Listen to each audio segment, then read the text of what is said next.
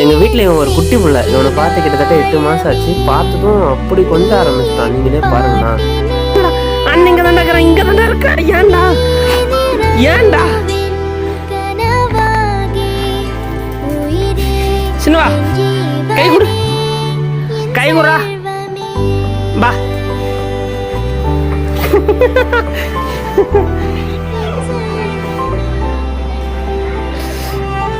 செல்ல குட்டி என்ன சின்னவா, எங்க போய் இந்த அண்ணன் இத்தனை நாள் வரலையா? இங்கதாங்கிறேன். ஐயோ ஐயோ, செல்லு புடுங்க கூடாதா. அது அம்மாவுக்கு. சின்னவா நான் ஊருக்கு வராதூரம் பஸ் ஸ்டாப்ல வந்து உட்காந்துப்பான். 8 மாசத்துக்கு முன்னாடி அப்படிதான் உட்காந்து அழ ஆரம்பிச்சிட்டான். நான் விட்டுட்டு வந்துட்டேன்.